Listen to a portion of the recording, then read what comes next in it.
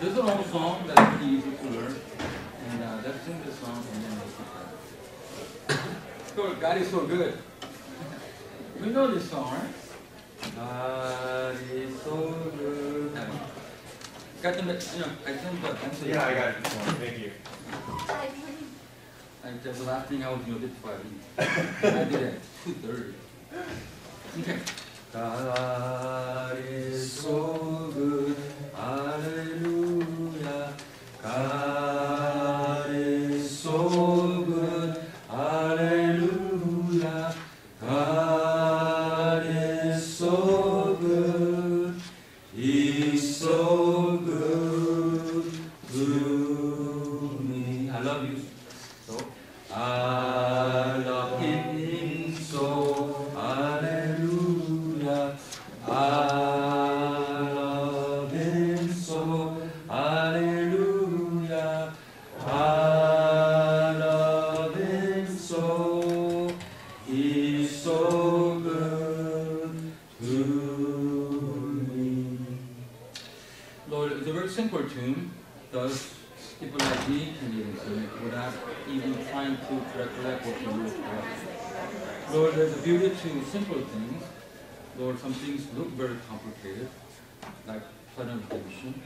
But it's actually very simple from the standpoint that your character demanded it. Because you're a loving God. But because you are a God who doesn't act out of his character, it had to be done in an orderly, legal way, Lord. So it takes a long time for this to come to fruition. You don't just start over because you don't want to trouble the process, Lord. We're in the midst of the redemptive process still, Lord, as the gospel is still need to go out. Lord, this is the last class, and that time, what is apologetics needed? Lord, is pre-evangelism, and especially in urban area, this is needed because many people use this as a facade to hide actually the reason for not accepting the plan of salvation. Lord, I pray that you will help me to cover as much as I can, Lord. But information is needed, but I hope that it becomes truth, the way in which it is communicated, the prayer that was there before, so that it will, Lord, more than just increase the size of our brain, but it will also increase the size of our heart, so that we can be out there to help people. When they ask for the reason for hope that we have, that we can present the logos, the reason for our hope, but with respect and gentleness. In Jesus' name we pray, amen. Okay, 3 verses that we learned, this is one. Okay, let's try to do that without looking at it. Oh, you're looking at it right now. So give your head start. Okay? The but in your heart. Okay. But in your heart, set apart Christ as the Lord. Always be prepared to give what? Answer to everyone who asks for the reason for the hope that you have. But do this with 2 things. Yeah. So that's really important because we could really win the argument. But my daughter's not here today. I remember, Dad, you're right. But the way you're talking to me, I'm not going to listen. And she got me because it wasn't very loving. I was right, but so I won a small battle, but I lost the war. Right, so that one. Okay, the second one was 1 Peter 5:8. Okay, we're going to read one more time and then we'll start memorizing. Be self-controlled and alert. Your enemy, the devil, prowls around like a roaring lion, looking for someone to devour. Okay. Okay, ready? 1, 2, 3. Be self-controlled and alert. Always what? Prowling around like who? Like a roaring lion, looking for what? To help you? To devour you, right? Okay. So I use this verse to say that he doesn't do it alone.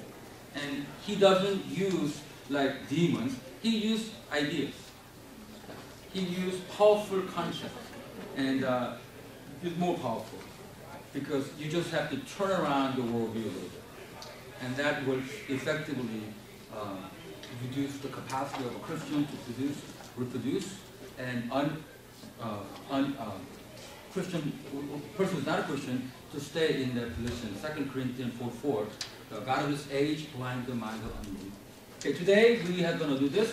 2 Corinthians 5, it says, we demolish arguments and every pretension that sets itself up against the knowledge of God, and we take captive every thought to make it obedient to Christ. Okay, let's try to do it together. Ready? 1, 2. We demolish what? Okay, and then? And what is trying to do? Against what? The knowledge of God. What do we do then? And then what do we do? Just take back seat? No, we take what? Captive every thought and make it obedient to Christ. So the word that demolish could be also translated as pull down. So you got a good grip. So you do have to know the thesis of the argument, and but you have to be very careful with that, because if you're if you're not really praying and you're studying so that you can show off, then you get convinced by these teachings, and then you become one of followers of those kind of times. It happens all the time. I mean, if you study so that you can show off, then that's what's going to happen. It's called agenda. So we don't want to study so that I can show off, or I can tell them that I'm smart.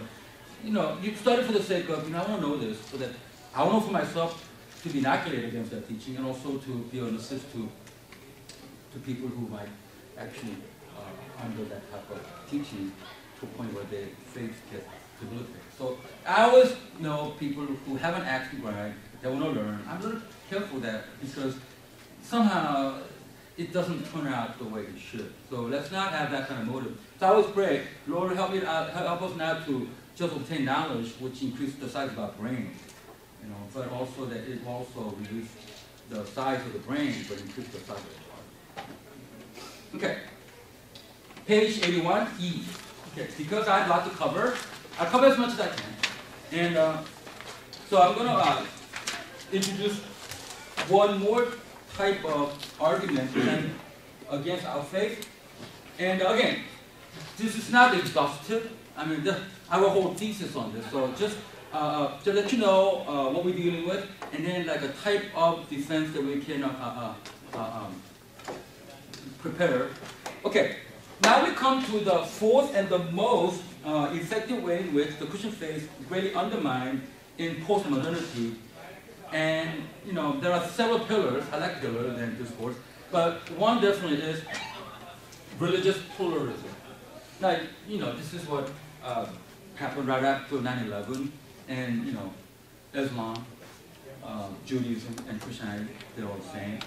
Okay. Anyway, so what is this about? It's actually that religious pluralism simply posits any religious assertion that is not inclusive and tolerant toward the claims of other religions is sheer arrogance. And that's the key word, is sheer arrogance. You're saying that you got the truth, but nobody else does. Therefore, it necessarily means that there are diverse paths to God. No one has sole claim on having access to the truth. Many diverse, so no single religion can adequately show the way to the truth and salvation. This is a more difficult issue than dealing with atheism. Believe me, atheism is not that difficult. This one is hard because it might turn out to be my dad can be your dad. My religion is better than your religion. And if you get to that level, then it's really childish. So it's really difficult because you do have, atheism is not difficult to, study. Just read one book by Dawkins and you kind of know. But, other religions, they got secret books like this thick. So if you don't really know those books, then it's kind of hard to really deal with this. Not only this kind of argument is difficult, but how do you even know, put good grip? So you got to get grip on Islam. You got to get grip on, Buddhist scripture, Tipitaka, and then Hindu scripture, the Vedas. So, so it's difficult. Okay, number 2. As for its line of attack, their line of attack, religious pluralism has little to do the aforementioned 3 approaches. In other words, 3 approaches that you mentioned, to witness, distorting the Greek text, and then the group that I mentioned yesterday, last week, the liberals who are basically discrediting the text itself. And then, the new atheists, they don't really deal with the text but the worldview. So this also is kind of attacking the worldview, but in a different way. Okay? So they don't really deal with the text. Because if you do the text, then there are some verses that really say that Jesus is it. So they don't really do the text. Okay, while the cults give lip service to respect the Bible to a point, so I'm going to differentiate how this group is different than other three groups I mentioned. So they give a lip service. Yeah, we believe the Bible. We believe the Bible. So they give a lip service to the Bible. Religious pluralism simply relegates it as one of several sacred books in the world. So, yeah, it says what it says, but, it's a good book. They don't diss it, but it's one of the several sacred books in this world. So, they're all the same, really. Its advocates may deconstruct the biblical text to promote their social political agendas. This is another aspect. So, now differentiate this group from the classical liberals who butcher the text. They try to say that it's not written by Daniel, it was written much later, all the texts are garbage, they're all edited out and all that. What they do is, they take the text and they put their own meaning to it. That is called what? Reader response theory, right? It doesn't really matter what author said, because author did not have any original vision to say anyway. He was part of the discourse, so he was merely mimicking. He didn't know, but he was merely mimicking the maintain the power system. So we don't care what he meant, but we will put our own meaning to this biblical figure. So they do not diss the biblical figures. They just put their own meaning to advance their social political agendas. Good example will be this. But they do use the text really badly, unlike the liberals who summarily dismiss it. Okay, some examples we'll do. But see, number one, a good example of this is the usage of biblical figures to promote homosexuality. So again, if you were in my conference, so they take the text and they say, this is badly translated. Bible actually said. So Bible says this. So they don't care what the Bible says. It's just that they think that our translation is so badly translated that it's not against homosexuality. Okay, well, I'm not talking about those two particular ones that I use, Marcos and as I quote that in 1 Corinthians 6. But they take the biblical figures and they say, these people promote homosexuality. But they were homosexuals. Now don't be offended. Well, you'd be offended. But they actually said this. So Jesus, so taking for granted that the following people in the Bible really existed. So they really believed that they existed. Like David, Solomon. Right now, what we call the minimalists from Europe, they denied the historical existence of David, Solomon, Abraham, they all fictitious characters because we have no concrete evidences. But see, so that they will never use David to make any kind of point because it's a fictitious character, but they take it for a real person. But then they put their own meaning to it to promote their political agenda. So, unlike the liberals who would deny that they ever did exist, several from this community have said that Jesus is gay. The last person to say it was Elton John, who himself is gay. Now, that's an awful statement, but then he believed that Jesus existed. There are some people, liberal side, just a person made up. But he believes it, but to promote Jesus homosexual, so don't blame me. And then Paul, Bishop John Spurn of the Episcopal Church, that he was a self-repressing homosexual. So he believed Paul existed, but then he was self-hating homosexual.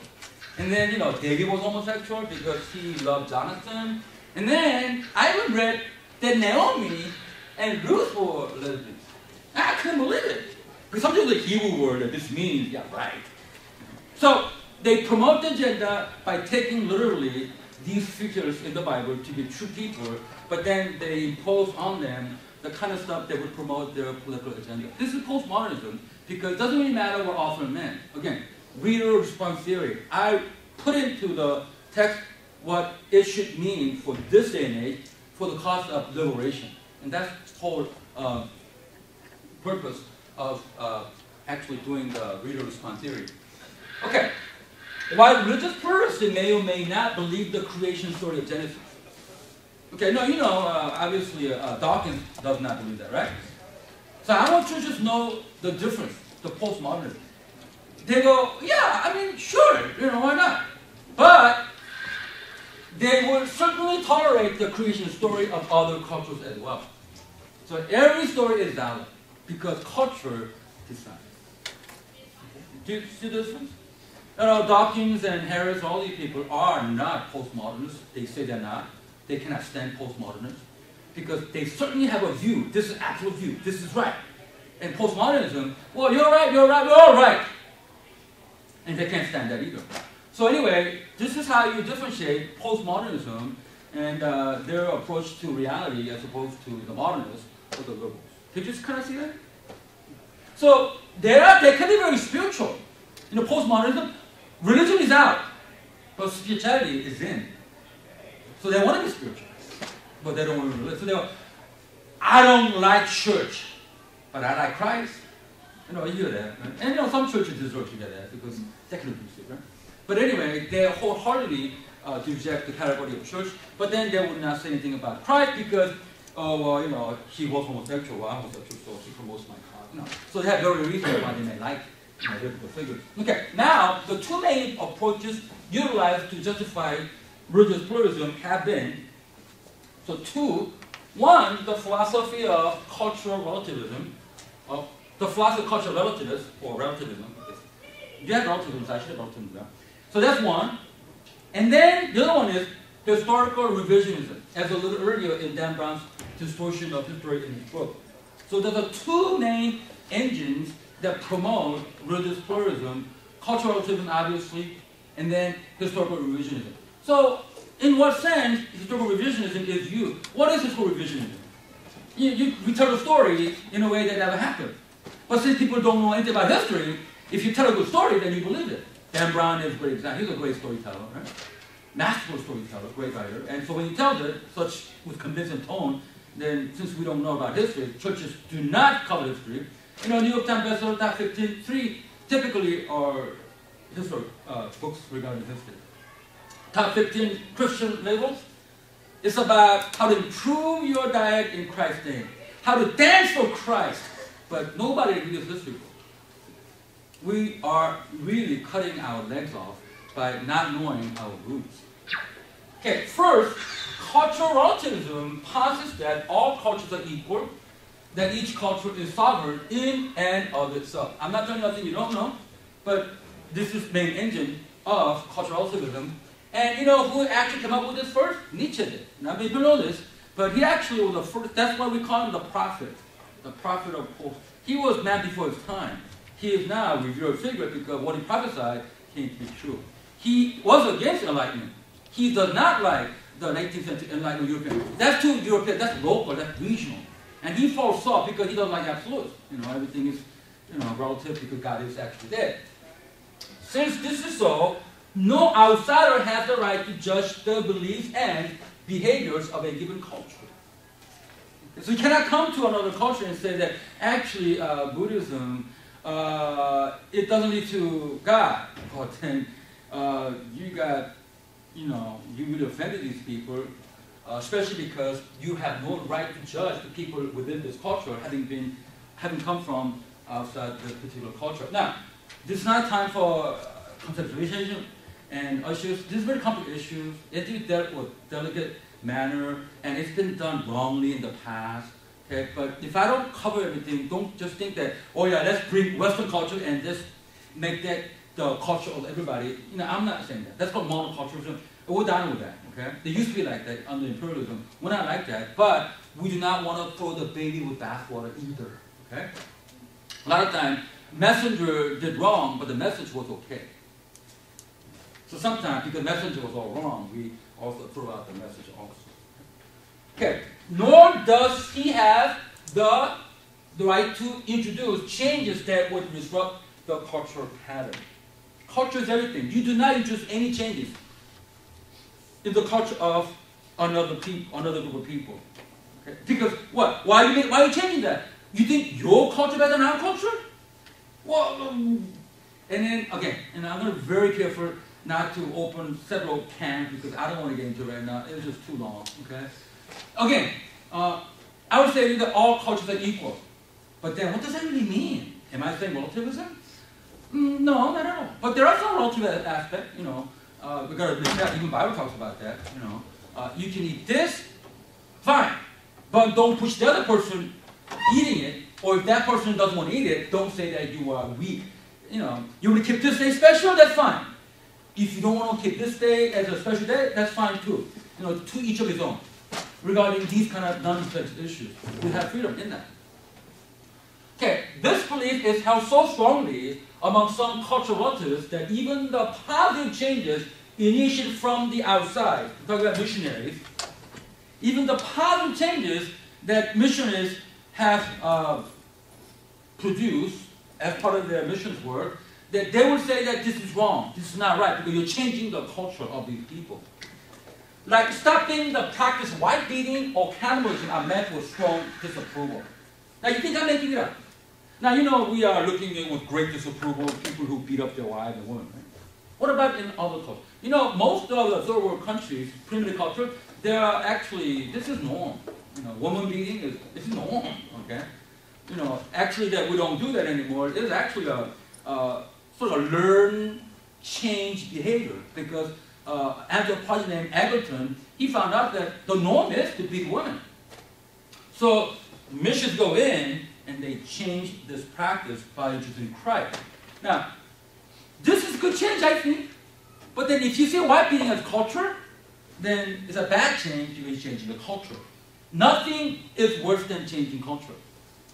So, an American anthropologist working nearby a Peruvian tribe where Christian husbands no longer beat their wives as was the way of life before, he said to this Christian visitor, okay, this is what she was told by this missionary anthropologist, because now the men in this particular tribe no longer beat up on their wives. I'll bet you if you ask any one of those old women if they thought wives ought to be beaten, they would say yes. When I first read this, excuse me? Now, if their problem with this kind of change, then no change will ever satisfy him. And then he then added, any influence, redemptive or not, is not good. The tribes are better off left alone, rather than corrupted by Western imperialism and worse, the Bible. I don't want to demonize the whole field of anthropology. I think it's been very useful. I think missionaries who want to be working in this area need to study anthropology along with the Bible. Otherwise, they will actually present Western values as a transcendent values, which is a key mistake that was made in the past. But then, some of the Western values could be helpful, but some could be not so helpful. This one is helpful one. Is it Western value or transcendent value? Not beating on women. Is it Western value? They see the Western value.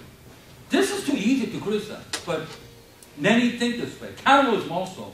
Everything is documented. This is not just one of those two stories out in the column 5 of 36th page.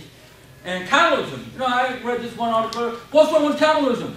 They've been doing it for generations, and why did you stop it?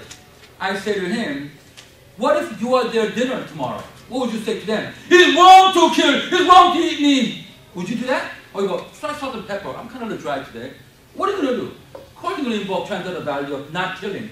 But then when you are comfortable, you could just pontificate, culturally, that's not acceptable. Anyway, this is a small example of what cultural relativism may look like in reality. Okay, so how does this way of thinking affect religion? So I'm not going to go in that direction today. Religious pluralism, I want to go there. So how does it affect religion?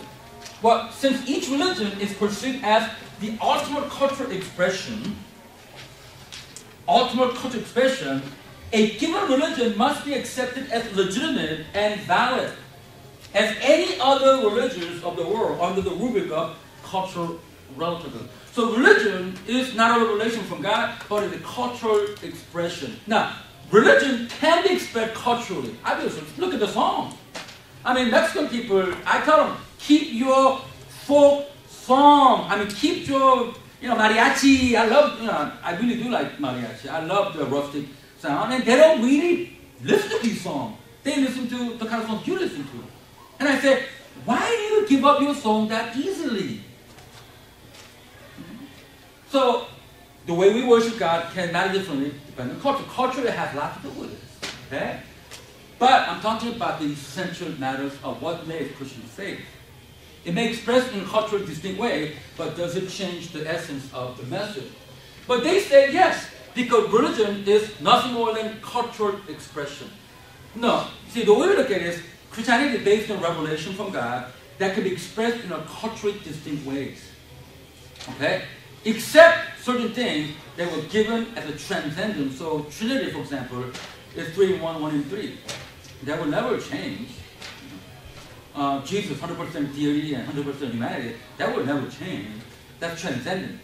But, so the good book about this guy named Richard Niebuhr, the 5 ways in which Christianity relates to culture, Christ against culture, Christ for culture, Christ of culture. So it's a good book, came out many, many years ago. You could try that. Difficult book though.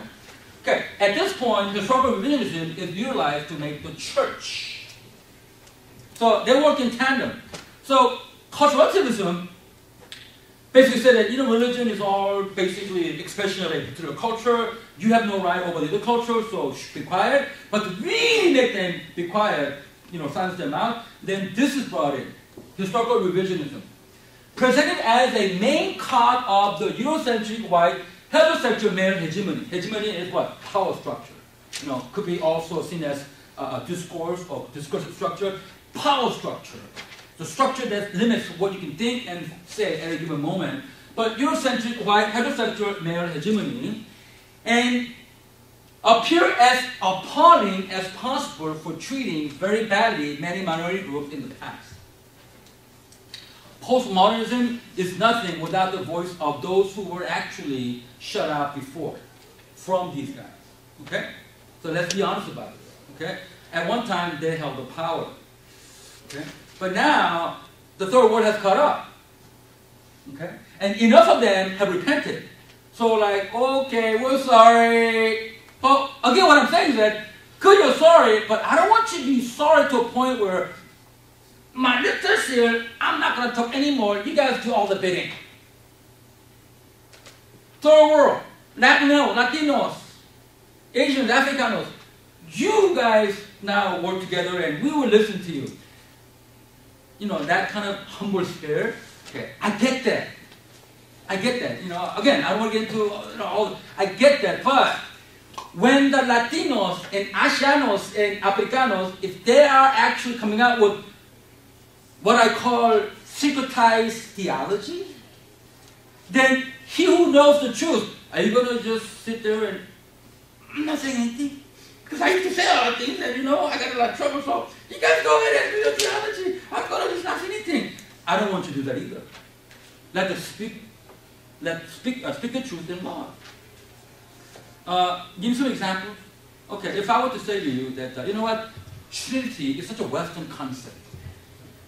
Western people invented this, and then they imposed on the rest of us. We need to think differently about the Trinity. How would you feel about that? That hasn't been brought up. I talked to people who actually said these things in CMU. Do you have a defense for that? Yeah, think about that. I'll get to you a little later. Okay? This is so Eurocentric, but you're Asian. You are African. Why do you you still let imperialism continue? Not physically, but ideologically. You still buy into the system. I study Asian American studies at UCLA. This is all about that. Why do you let these people, now in Asian studies, they don't talk about white hegemony. Because over there it's just about race, ethnicity, right? But then you go to women's studies, it's about heterosexual. You go homosexual studies, there's such study, right? Then it's about, women's studies, it's about male hegemony. The homosexual studies is about heterosexual hegemony. And when you all put it together, we all hate them. So that becomes a informal coalition. You got minority group, ethnic groups who are blocked out, women and homosexuals, and then third world laborers. So you got informal postmodern coalition led by certain Western scholars who always needed some numbers to back them up. And they have it by having victims of the past uniting to say that we don't want to be ruled by you anymore, so to speak. Okay, the most frequently mentioned groups are women in the early church period dominated by men. So they were abused, and they were put down by this European white heterosexual male dominance. And this group is particularly mentioned a lot in the Da Vinci Code. Here, I got this from UCLA many years ago. As long as women regard the Bible as the charter of their belief, their right, they will be the slave of men. And then the Jews and Moors in the Spanish Inquisition. Now, we'll talk about this later in an earlier chapter. It is always brought up to shut the churches up. You know, they bring Inquisition and they bring Crusade. Now, what do you do with that? When they bring Crusade, you know, you are part of Crusade. You are like a descendant of people who did Crusade and Inquisition. What do you do? You know what? Of all the historical events, those two are coming frequently to shut you up. And you say, oh, they were a great movement. Are you going to do that? Okay, there are ways to do this. Okay? I'm not trying to be cute here, but there are ways to handle it. Okay? Besides, oh, I'm sorry, real bad. I just shut up now. We cannot shut up. We do have to speak on certain things, like Jesus Christ died for this world. But see, we are so feeling guilty about the past that we don't even want to say that. And when the other groups are saying, like, you know, Jesus, Buddha, their buddies, and same level, yeah, well, I can't say anymore because I used to say Jesus number one. Look what we did to you. So we'll just sit here and let you talk, and we don't want to do that either. And then colonized natives during the imperialism era by both the Protestants as well as the Catholic Church. And a lot of, obviously, Mexican people remember this period. They were under Spaniards for a long, long time. So these other groups, I mean, there are other groups, but I won't get into that. But because of what I'm going to talk about, these are groups that I mention frequently to uphold religious pluralism. Because church did this, and church did this. Okay? Okay, as seen in early examples from the Da Vinci Code, a plethora of historic revisionism is found in this and other novels written to discredit the church under the pretext of entertainment. Now, when you read Da Vinci Code, it's so obvious that Dan Brown is a feminist. This is what he said through the mouth of Tibbins. Powerful men in the early church calmed the world by propagating lies that devalue the female and tip the scales in favor of the masculine. God, Jesus actually wanted Mary Magdalene to be the Pope. But Peter usurped that authority and went after her to kill her so that men could dominate. And they succeeded. That's what he said in the book. He based it on Gnostic Gospel, like Gospel of Philip. So you ask, why was that included? Oh, because Gospel of Philip kind of like opposed Mary Magdalene. I mean, you know, chapter 65 said that Jesus kissed her, loved her, you know, and Peter was jealous of Mary Magdalene and all that. Oh, so the early church, you know, they wanted men to be in power, so when they saw that gospel, they burned it. That's how it goes, right? Except there's one problem. The question, you need to do the question, right question. The question is this: when was it written? That's the key. When was it written? Was it written 1st century? Then they have a case. But you know what? You cannot compete against an opposition that did not exist until late 2nd century to early 3rd century. By the time it was produced, church already knew that this is hogwash. Because the conscience of the church had already been established by the earliest gospel. All 1st century. Now, you have to take my word for it, but this is not based on the whimsical thinking. We have solid physical evidence to prove that most of the books can be proven to be written in the 1st century. But Philip, Gospel of Philip and Thomas, they are later editions. Therefore, there were no competition. By the time they arrived, we already know what the Bible says. This is exactly why we do not accept Mormonism, because they came late and they have some other views about Christ. This is different. You may believe it, but we're not. Okay. Footnote, this is, okay, I want to make sure that you know this, but church having been oppressed of women, this is a lie. How do you know? Well, I'm going to borrow the words of a very important sociologist, Rodney Stark. This is footnote 118.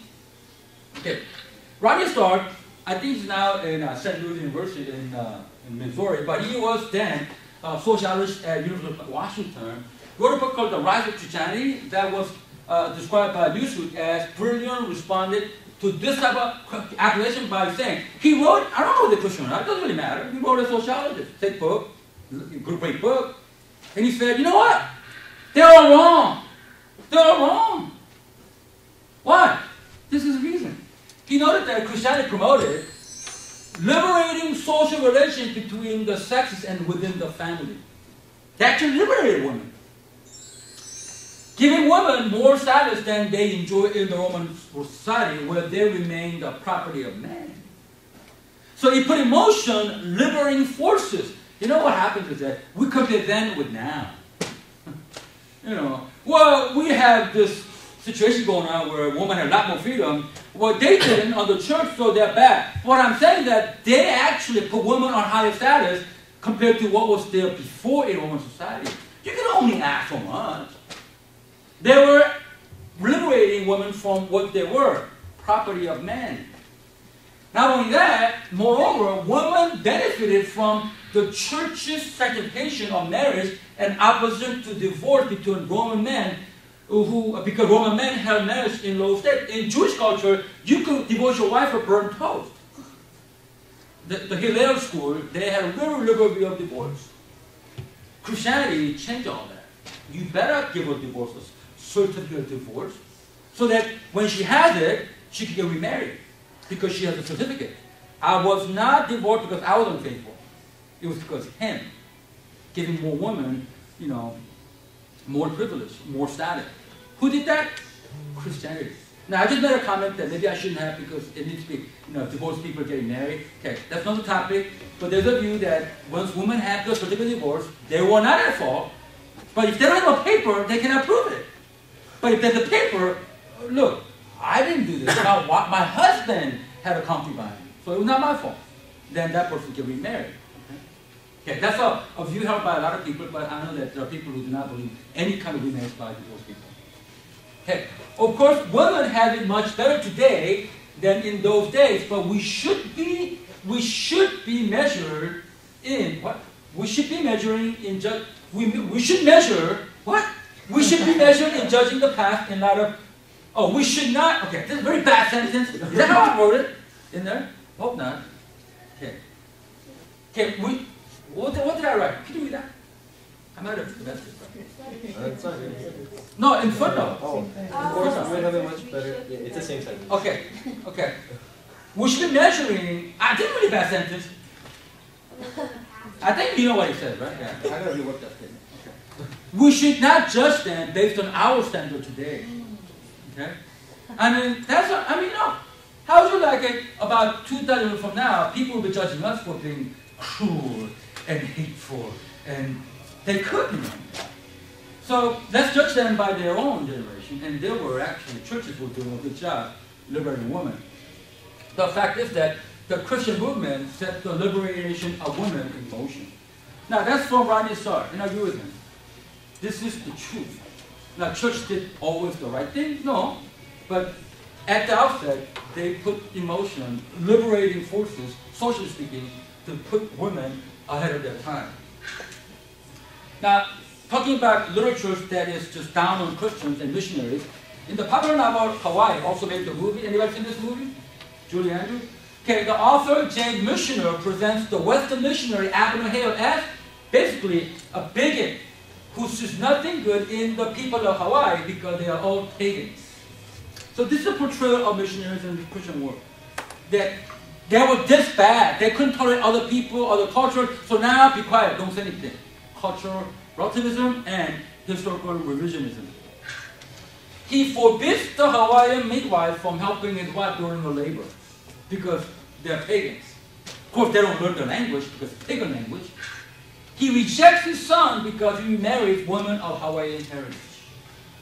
So look, this Christian representative, how they were intolerant. So now that we are equal, you be quiet. Okay? Example of historical revisionism. Now, did that happen? Yes. All the time? No. I mean, it did happen. I mean, you know, because they left thinking that their culture is the biblical culture. When you think like that, then you could do this. Okay? But that's not always what happened with every single case.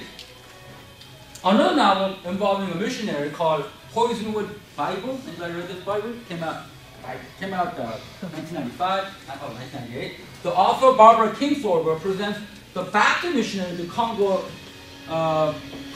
Nathan Price as bigot, child beater, and ignoramus. Having learned only one phrase in the language of this African tribe, he botches the pronunciation of its saying. So he does not learn the language of Zaire, it used to be, this country, but he learned one phrase. He wants to say that Jesus is glorious, but Jesus is a poisonous word instead of Jesus is glorious. Jesus Bangala is what he was saying, but due to mispronunciation, which I can appreciate because in Spanish I've done my learning, that instead of saying Jesus glorious, Jesus poison with, word. So we all laugh at it, stupid, dumb, missionary, Christian word. You be quiet. You do more harm than good. So now that we're in the postmodern setting, please be quiet. You're one of the many voices, not the voice. Okay, so why is the church targeted like this? There's only one reason. It is done to strengthen the case that in view of the damage, spiritual or otherwise, that minority groups have suffered at the hands of the church. Okay? She should now remain silent and take a backseat to other religions. There's some truth to this, okay?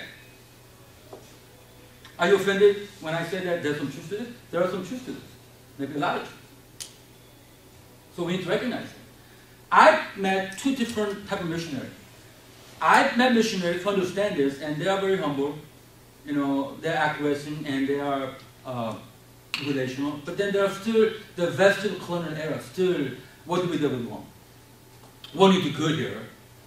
And so they own up to the past. And I don't think that's ideal at all. And I don't want people to, I'm sorry, I don't want to say anything, you guys do everything. I don't like that either. But a balance. Yeah, that was really wrong. We should not do that. But you know what? As a participant, I would want to participate also in the dialogue that we have. And you know what? Don't mind me if I say that's wrong, not because I'm a Westerner, but because I think Bible says it's wrong. I don't want people to give that up just because the past abuse that the churches have done in the past. With respect to women, it is telling the church to accept a feminized Christian faith. Like calling God as Sophia is a feminine noun in Greek, and it means wisdom. Just to give you an example of what some churches are doing, we don't want to call God, Theos, because masculine will come Sophia, and so feminine. And some women's circle, they use the word Sophia. Sophia!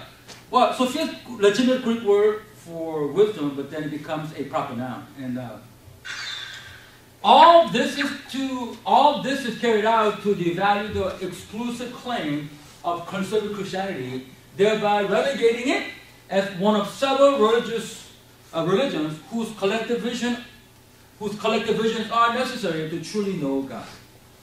So it's not getting rid of it completely. Yeah, you are one of the participants. Okay? So right now, then isn't it true though? Isn't it true that we are one of the participants? It's yes and no. And be very careful with this stuff. Yes and no. Because when you see me say yes, then you want to them. You are pluralist. No. But we are living in a plural society. You need to be plural. As Bible warrants it. Okay? Bible warrants any type of validity of other religions? I think so. Well, then you are onto this. Japan. What area are we talking about? Okay? So, it is one of the many religions to them in every aspect, but in what aspect can we tolerate other religions? Okay, as an example of what to look for in arguments in favor of religious pluralism, let's examine perhaps the most widely used story to capture its essence. What is one story that is often used to relegate Christianity as one of the many voices? We're all saying. This is often repeated many times, and without a good defense, you are actually defenseless. What's the story? It's a story. Elephant and 10 blind men. How many heard that story? Right. Or many of us. Can you tell me how was that story utilized? Basically. What's the gist of that illustration? What's to say that humans have finite knowledge, but they only have one perspective, and they can't possibly... Right, that's pretty much it. So everybody's blind. Now the story goes that, there were 10 men. They had never seen an elephant. So they were told to, feel this great big elephant for a few seconds. So there's no way they could touch every part of the elephant, right? And then they were to describe what elephant is like, right? So they have partial knowledge, not the whole knowledge. But they think that by touching a part, they know the whole, okay? So, 10 blind men who had never seen an elephant were given an opportunity to touch it for a few minutes or a few seconds. This is what they said after each man touched the various parts of the elephant's body. Okay, so one blind man, after touching just the side, proclaimed, the elephant is like a tree, it's big and round.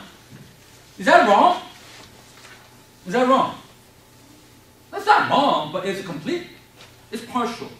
Okay? So it's partially true, but not wholly true in a wholesome way. Okay, the other guy, he touched the nose, the hose. And the elephant is like a hose. It is thin and flexible. Okay, wrong picture. And then the other guy touched the tusk. Elephant is like a spear. It is long and pointed. Now you can see why, if you put them all together, the observation, then you have a what? A complete picture of the elephant. Now, if this story is told like I just did, which is how it's told, to say that Christianity is one of the blind men. You have partial truth. Other religions have other partial truth. When they put it all together, then you have the truth. What are you going to say to that? It makes sense. Actually, I use illustration to talk about the limitation of systemic theology, like Calvinism, Arminianism, dispensationalism, that we see in part. I think we can do that. In terms of, things that make Calvinism opposed to Arminianism, because they all agree on one thing, Jesus said. So it's like they don't see the reality, but they fight over things that are not as crucial as like essential issues like how we are saved in Christ. But anyway, going back to the illustration, how are you going to neutralize this kind of argument? Can you neutralize this argument? David, somebody said this to you. What are you going to do?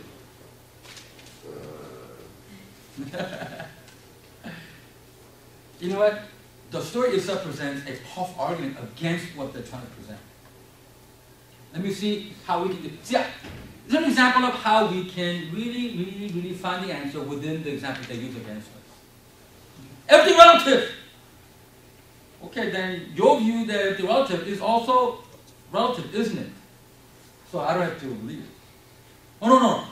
What I believe is absolute, that everything relative. You're really prideful and arrogant, aren't you? So every view is relative except yours. A lot of people say that. They don't know that they actually say that. So you catch them off balance. Like a girl who this guy wants to impress this girl, I like you, I love you, I got a boyfriend, he told me that he loves me. Don't you know all men are liars? But I love you. So why should I believe you? You're men, all men are liars. You told me you love me, so you're lying. Because self-referential reputation. Okay. Based on that illustration, a typical religious pluralist would say the following: God is so big, but our vision is so limited and ambiguous, therefore, we cannot know God only through one single religion, especially Christianity. Okay? God is big, and you are limited. We need many limited views to make the whole view come to reality. When all the religions represented by the blind man in the story are combined, then we have a complete vision and perspective about God. Make sense? In reality, Christianity is like other religions in its limitation. They only see partially. Their circuit books are limited by its limitation of only having touched a part of God's reality. Other religions have touched other parts as well. Okay. Sounds pretty convincing, right? Okay, now you know what? This is why you read books. I recommend this book, although this book is no footnote, no bibliography, no nothing. I read it twice. He passed away. Great book, Gospel in a Pluralistic Society by Leslie Newdigin. British scholar, also missionary to India for 40 years. And he pointed out the following, and I go, whoa, this is good stuff. This is what he said. In the famous story of the blind man and the elephant, the story is constantly told in order to neutralize the affirmation of the great religions, to suggest that they learn humility and recognize that none of them can have more than one aspect of the truth. And we just seen how they do that, right? But then he goes, that's funny, he goes. Thus, the real point of the story is constantly overlooked. Everybody's blind, right? Right? Everybody's blind. The story is told from the point of view of the king and his courtiers who actually see what's happening. The story itself is inherently flawed because everybody's blind except whom? King and his courtiers. They see what's going on. So they tell the story. But see, everybody's blind. Then nobody can see anything. Thus, there's no story. Who are not blind, but can see that the blind men are unable to grasp the full reality of the elephant and are only able to get hold of part of the truth. How do you know that they were touching the elephant? Oh, somebody saw it. But then in this one, everybody's blind. Every religion is blind, every person is blind. Then the story cannot be told. Somebody is seeing. You will stop that right there. Don't continue. Actually, don't be offended by it. Okay? I know that the ESPN got in trouble by chinking the arm on that one. And I didn't do much of it, but then, okay. Don't be offended, but I do it all the time. It makes sense. I have a science. In Mexico, some kids never seen Asians before. Like, hey, hermano! In high school, that's fight time, right? Like, and then, I don't know how people with big round eyes see, because I don't have those eyes. Maybe I'm limited in what I can see. But maybe I'm limited. But you know what? It is good enough to know how to get back home. I know there are limitations to my vision, maybe because I got funny eyes. But it's big enough that I know how to get home. In other words, Christianity is like an oriented eyes. Maybe it doesn't see everything. And Paul said, we see in part. But it's big enough to know how to get home through Jesus. And I get some laughter, but the point is made. Maybe I don't really know what I'm missing. I probably am missing a lot, but not enough that I cannot go home. I can go home. Okay. Now, I hope it was offensive, but in Mexico they went, really went. Okay. So, he sees. Who is this guy? You? You see this? So you're the exception? You're part of the story. You are also blind too. So the story is self-contradicting. But of course, the real point of the story is exactly the opposite. If the king were also blind, there would be no story. The real story is told by the king, and it is the immensely arrogant claim of one who sees the full truth, which all the world religions are only groping after. Like this. He saw what happened in the accident. He saw two cars collide. He knows who was at fault. What happened? I don't know. I'm blind. That's what. You know the truth, but you're not telling. Sandusky was doing something. I'm not telling the truth because I don't want to. Maybe I didn't see. That coach, maybe he told himself, maybe that's not what was going on. Maybe it wasn't really that. He had to tell himself that to walk away and not really deal with it. And we do that. This is arrogance. I didn't see it. But if you saw it, you must tell. King saw it. But then the story is told to say that nobody sees it. Okay, so how do we use this in terms of refuting culture of religious pluralism? So what are we claiming to the story? Okay, it's this.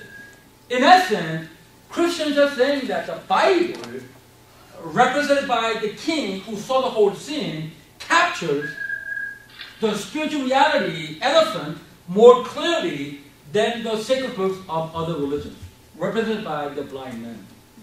I know, without backing it up right now, that's audacious claim. I'm not going to do this. It's a difficult chore. But figured out kind of two ways to go about this. I'm going to do what they are without actually diving into it since there's no time for that.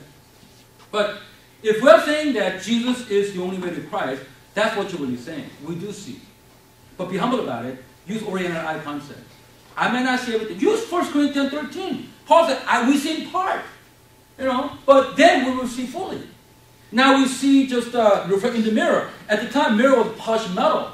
Not like today. So, it's not like we see everything clear. That's why Calvinism, Arminianism always fighting over. We see everything clearly, every single thing. No, you don't. Some things are very clear. You know why some things are very clear? Okay. Mr. Pius, I'm going to ask you this. Okay, do you wear glasses? No, right? Okay. What number is it? Most likely 7. Please. Right. 7, right? Does that prove that he has good eyes? What does that prove? So it doesn't really prove anything about his eyes. Okay, now. Okay, can you read that number? Oh, he has bad eyes. Does that prove that he has bad eyes? It doesn't prove anything. It's just that the letter is very small. Some revelation in the Bible is this big. So we all agree. Some are like this. Like what David asked. Son of God, were they angels or real people? You can go either way.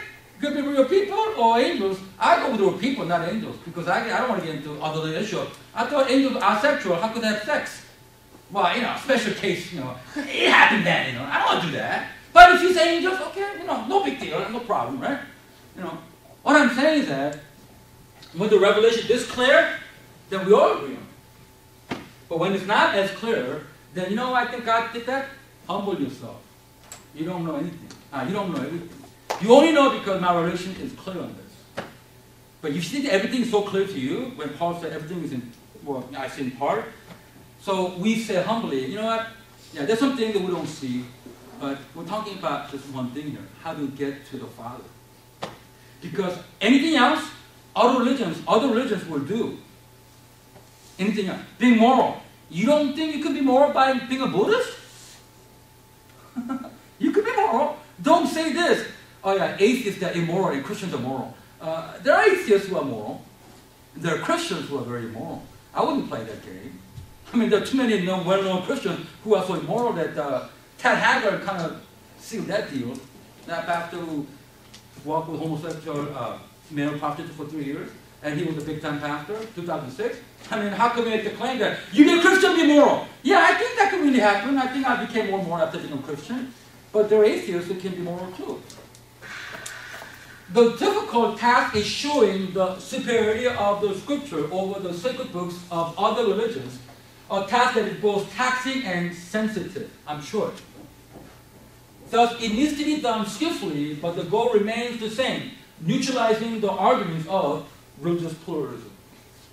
Okay, I go to Turkey today, and I'm teaching contemporary theology in Korean. One section is about Islam, amalgamation Christian faith with Islamic faith.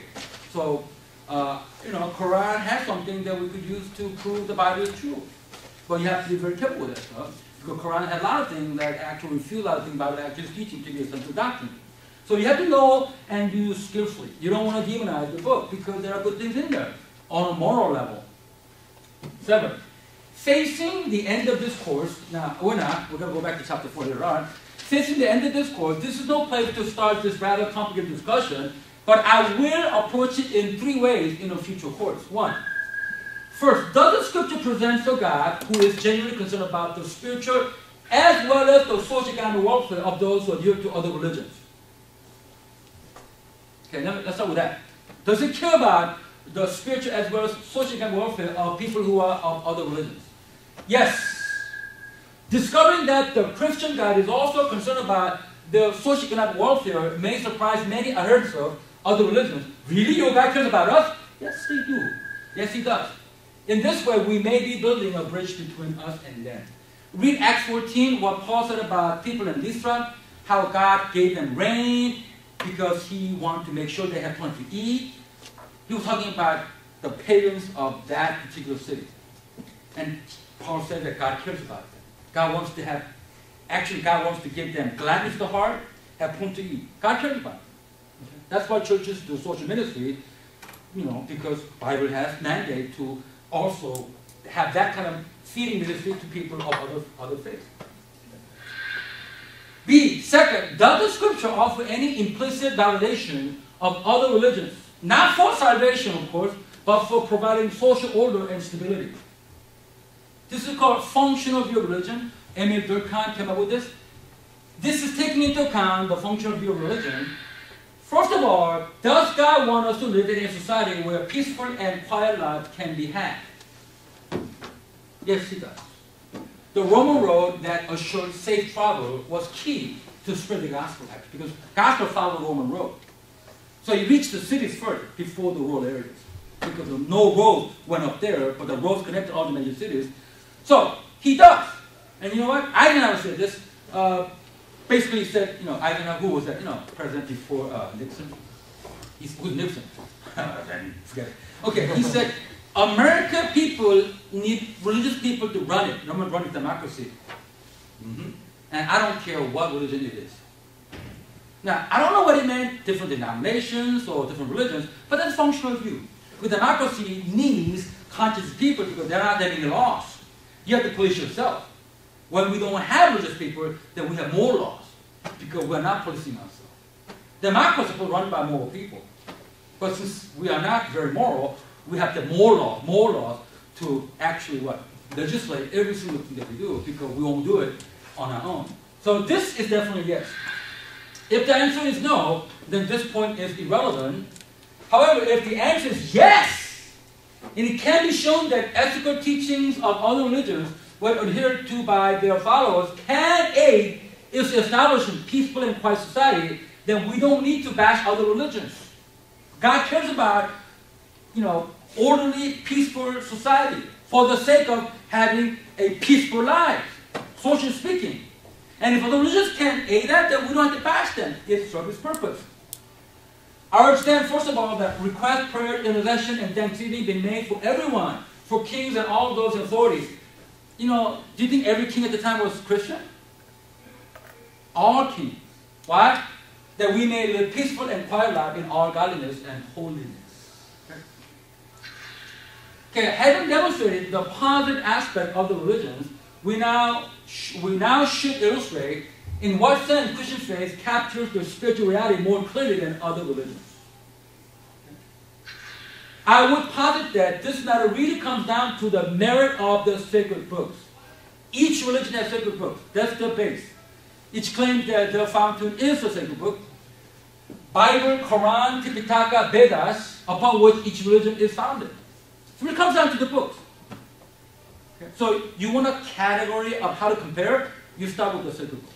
Now, I got this from one of them. One of them said, well, our sacred book is as sacred as you are, so it matters to them that the sacred book of theirs is as good as our book. So okay, that's the criteria. That we use that criteria to compare them. After establishing this, I would proceed to compare the reliability of alleged revelations contained in each sacred book. Reliability, because we don't have original copies. So how can we assure that the copy today is exactly as it was in the original copy? Original Quran, original Tipitaka, original Vedas, original New Testament, Old Testament. How are they doing? Now, I'm using that criteria to say that Christianity, the Bible that they use as a sacred book, there is no comparison. The question is what we read in these books an accurate transmission of its original?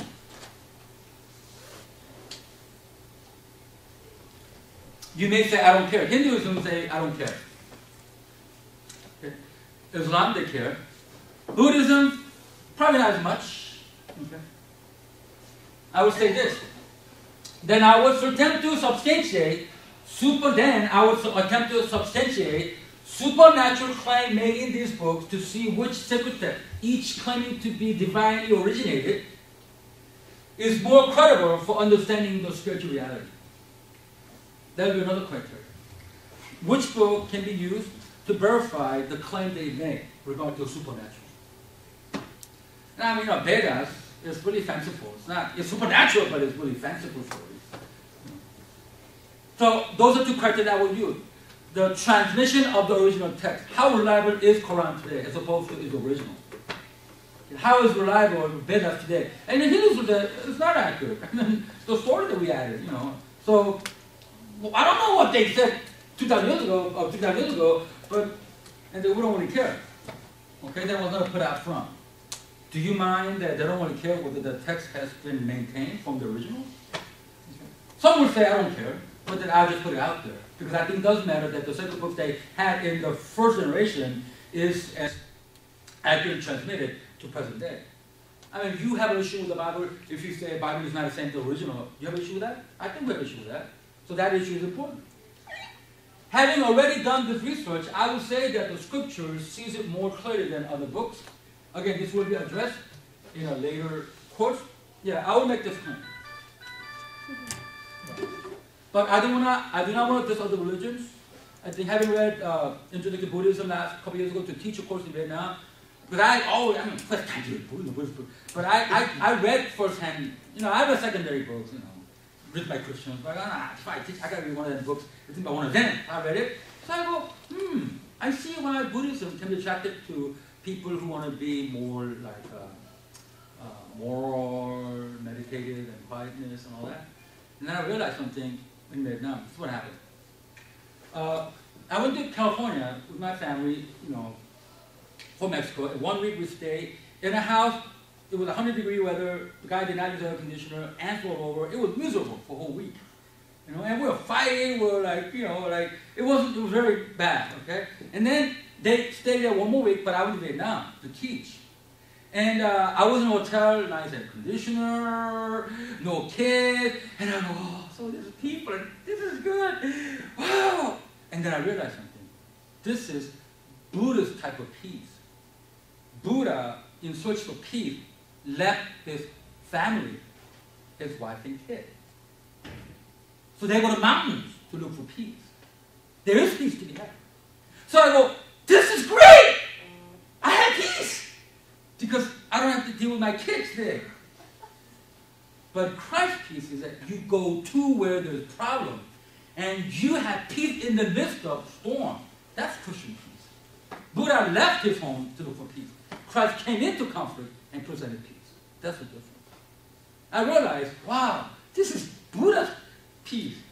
Because I mean, the whole week I was like camper, eating good food, and good conditioned room, and my wife was miserable with 3 kids, you know, 100-degree weather, no air conditioner, ants all over. But I get to go back.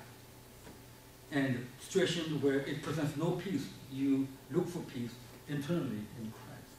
So that's the difference. And I would say that to Buddhists in the future. That, you know, meditative prayer in the mountain is okay, but you have to go back. And that's what Christ did. He went where the trouble was and tried to present the peaceful existence. Okay, this, page 34. Okay. Proper source for apologetics. I lift up my eyes to the mountain. Where does my help come from? My help comes from the Lord, the maker of heaven and earth. Okay, what is this about? It's a question of from which well should the relevant data be extracted in formulating our defense as well as launching a counter-offense. Our source. Where do we draw our water from? Well of data. In essence, there are only two wells to draw from. The well of human reason and that of divine revelation. The 2 wells to draw the data from. Okay? One might ask, why is this matter such a big deal?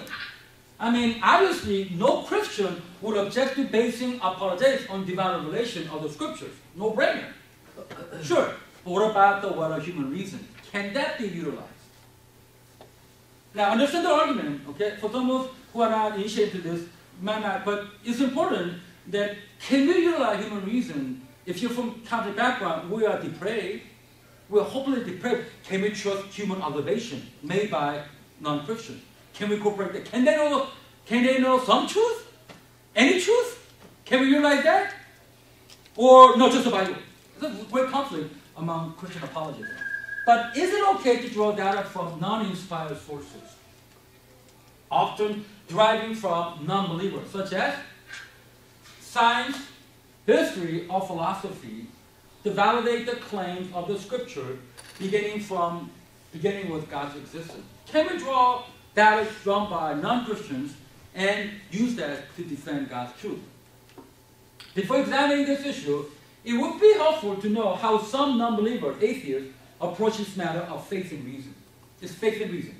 Okay? Faith, revelation. I have faith in what God said, the Bible. I don't care reason. I don't care. That's the question you have, right? Historical, analytically, without faith, can we actually validate the Scripture? It's like that, okay?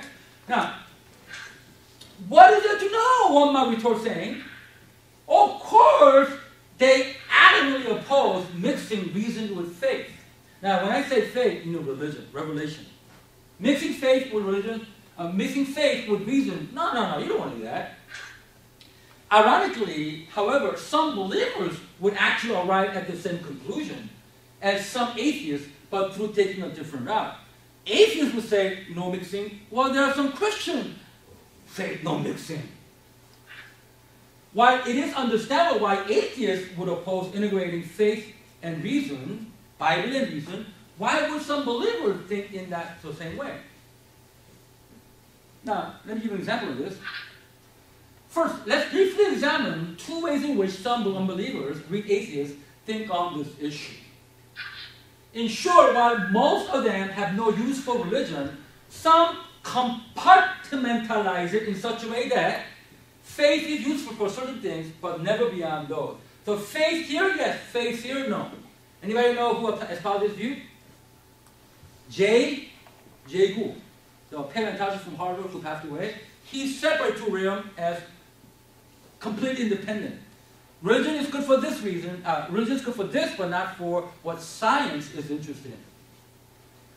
As far as the so-called new atheist is concerned, known for its total disdain for religion, reason clashes with religion in every conceivable way, so much so that the two cannot coexist in anything. Religion has no place in anything.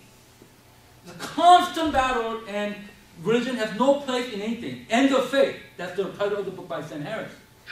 Okay, the reason refers to that which is knowable about the world backed by evidence. That's what they mean by reason. Reason, observation, backed by concrete evidence. Reason is that which is knowable backed by evidence.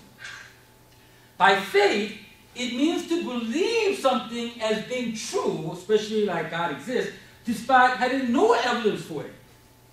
I believe tooth fairy exists. I believe it. How do you know? Well, there's a dollar there. No. That's not a concrete example of having firm faith in something that is really objectively true. That is just foolish. And anybody who believes in fairy tale probably wouldn't be elected as a president of the United States. Would he? Okay. Despite having no evidence, they believe it true. So that's what faith means when the atheists use that term. I don't like faith. Faith should end. Reason is observable. It is knowable by evidence. Okay.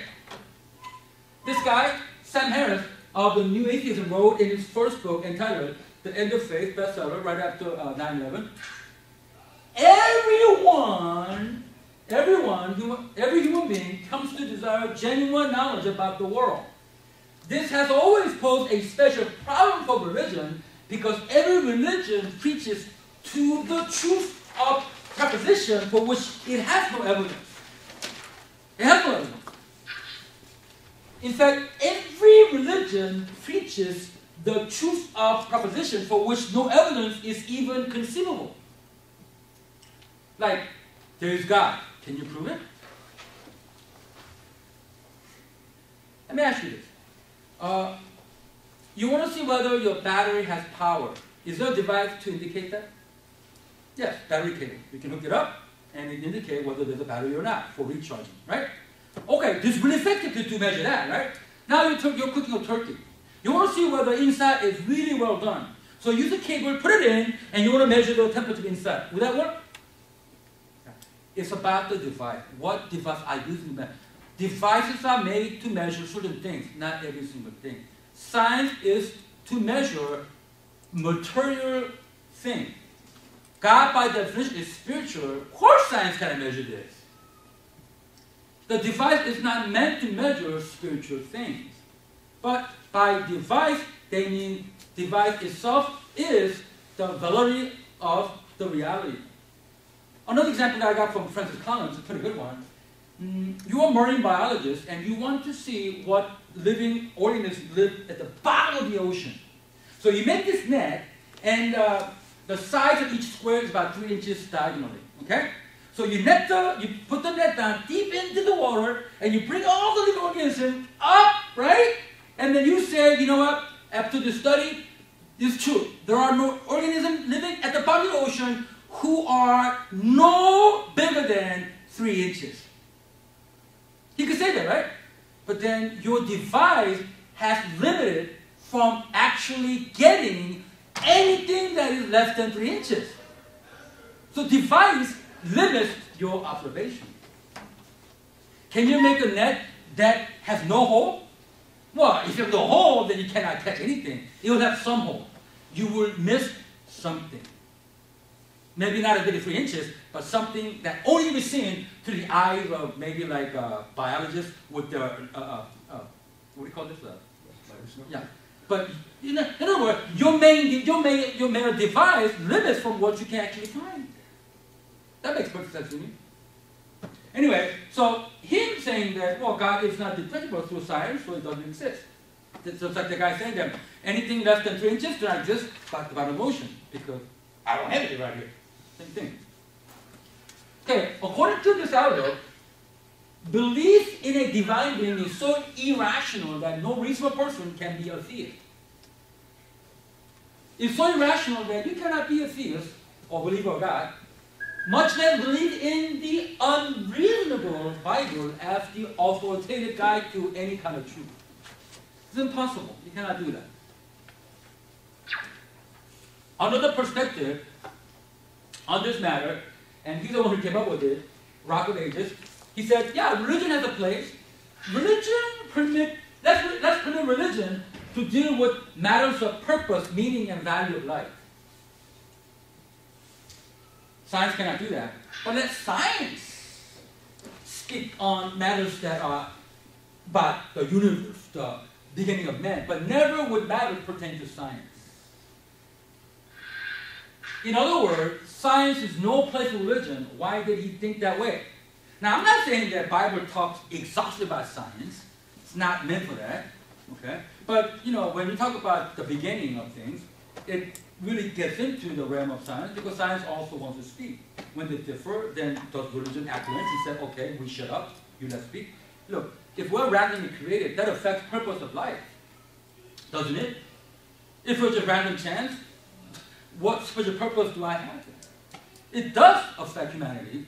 Therefore, science cannot tell religion, back up, buddy.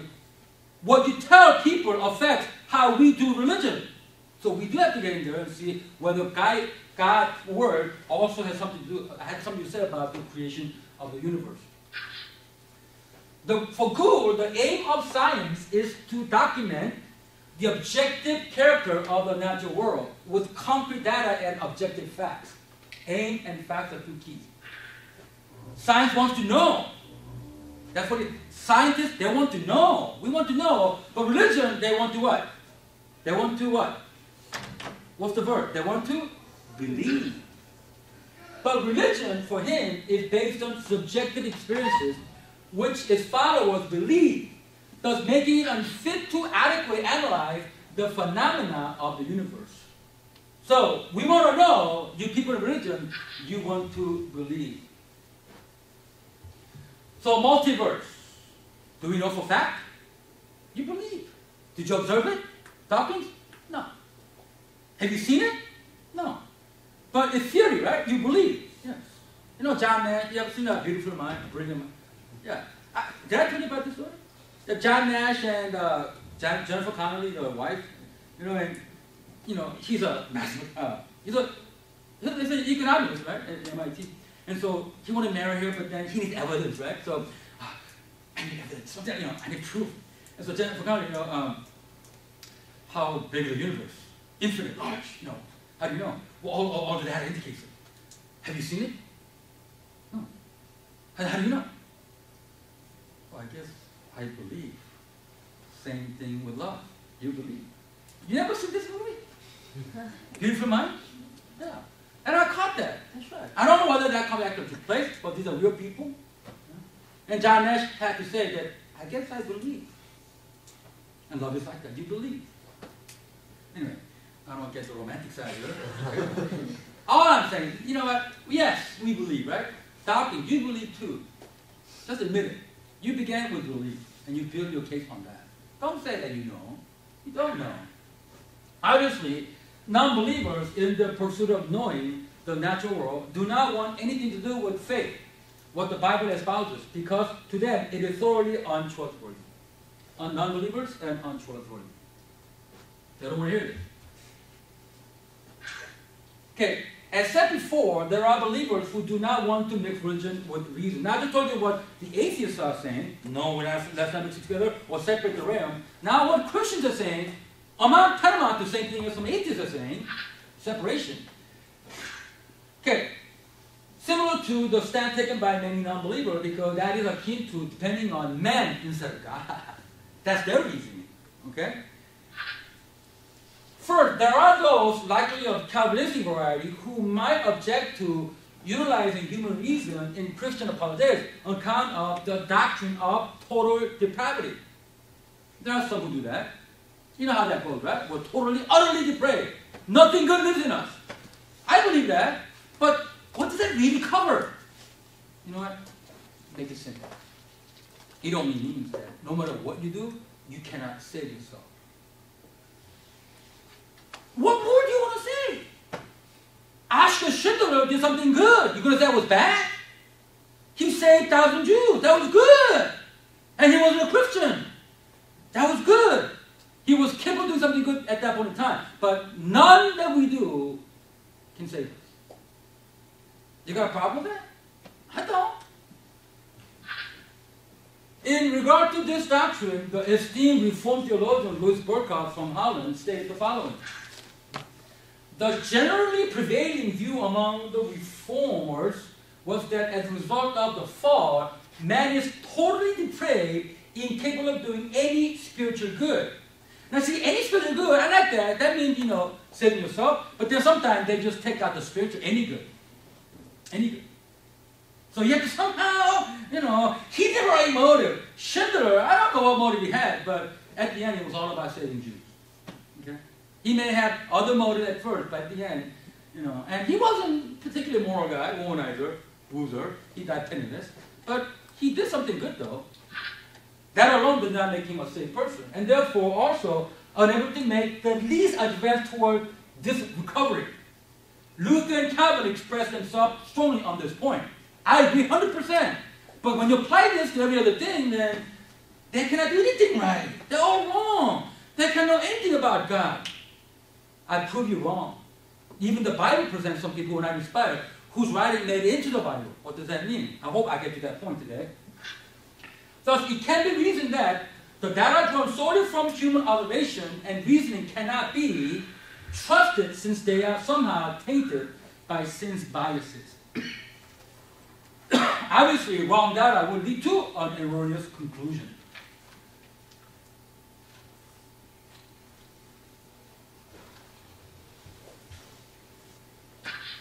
Okay, be that as it may, I would argue that an effective yet biblical apologetics hangs in the balance of a proper relationship between reason and faith. Yeah, proper balance between reason and faith.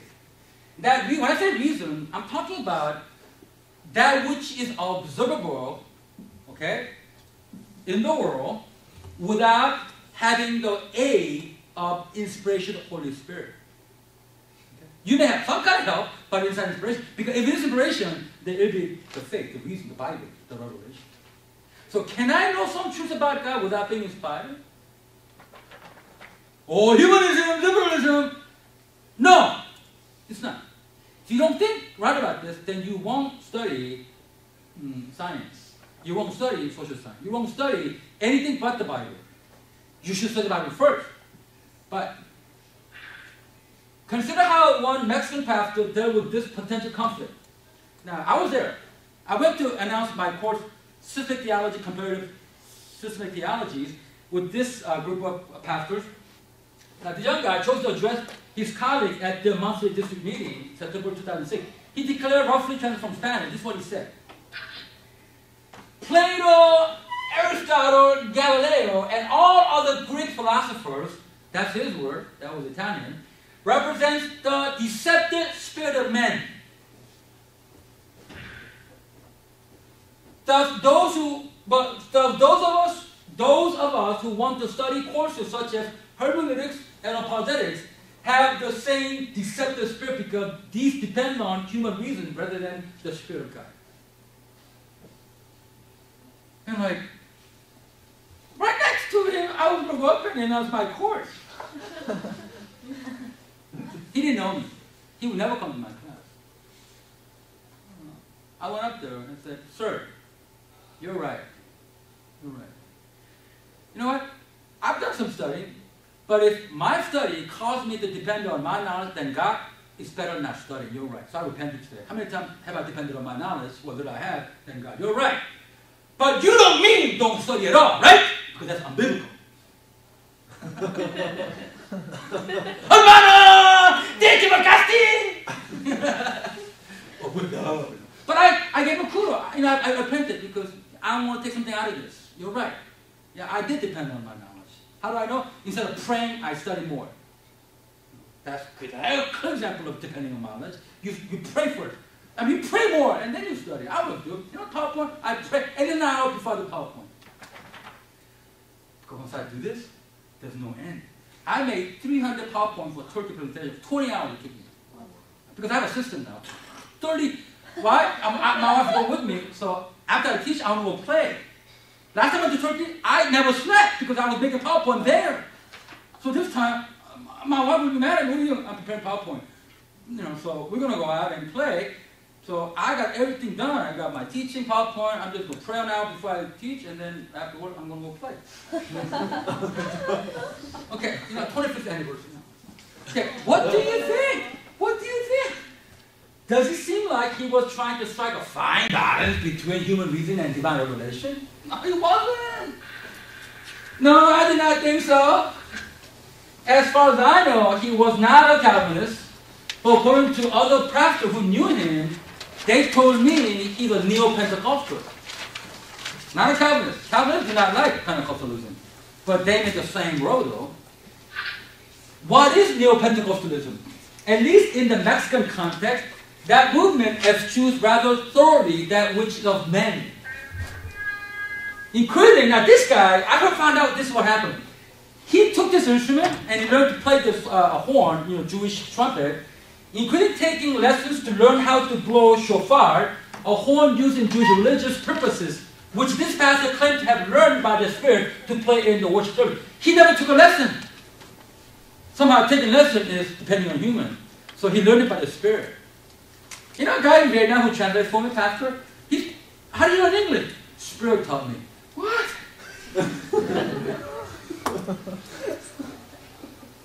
What?